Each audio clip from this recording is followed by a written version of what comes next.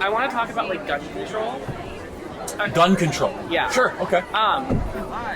So I know, like, we have a Second Amendment. We're like protected to owning like firearms. Yes. As a gay person, I often fear of like retaliation, hate crimes. I've actually been mugged a few times wearing stuff that may not seem as normal as this. Okay.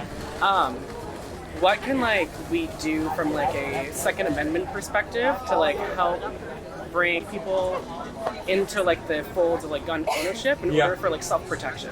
Yeah, I think that's a thoughtful question. I mean, look, I think, if you've been mugged and everything, like, I'm sorry that happened to you. The gun's the great equalizer, right? Yeah. And so I think that people like you need to speak up and be like, look, if you think you're going to be terrorized or you're going to be hunted, like, a gun is a moral right to be able to defend yourself and your liberty, right? And your family or your people you love.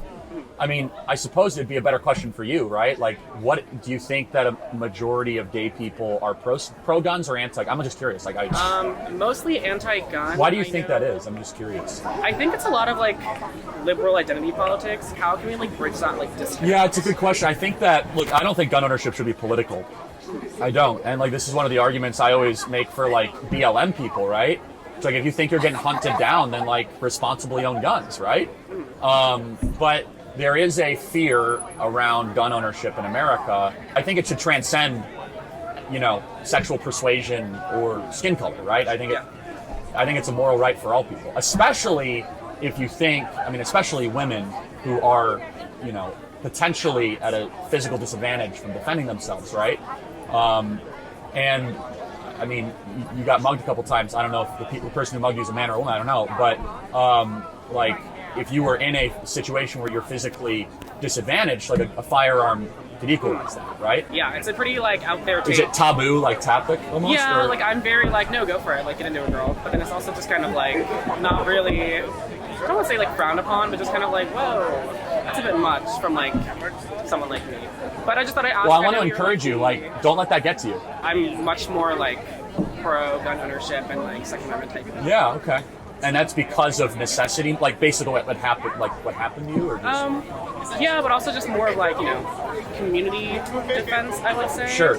I don't think people should be like shooting each other on the streets or like dueling. Obviously. I don't support that, obviously. I know, right, yeah. But like, it's definitely something that I think that like a lot more like LGBT people should really take into account, just to protect ourselves and like you said, people. Yeah, look, I totally agree. Like, if you believe you're being targeted or you're in a marginalized position, like, that's what the Second Amendment is partially there for, right? One of the reasons. So. Yeah, I just wanted to ask you because you're like a very big like political person. So yeah, I would just kind of take it from a moral argument too, right? Which is like, if you believe, like, who are you going to trust to defend yourself? That's what I would take, right? So it's like, do you trust the police, which obviously is not a big thing around here, right? Yeah. Do you trust, like, I don't know, someone that you think will hurt you? Then the moral argument of the Second Amendment is that you should be responsible for your own autonomy and your own safety, right? There's other reasons too, but. Okay, thank you. Have a good day. Thank you. I appreciate it. Thoughtful question.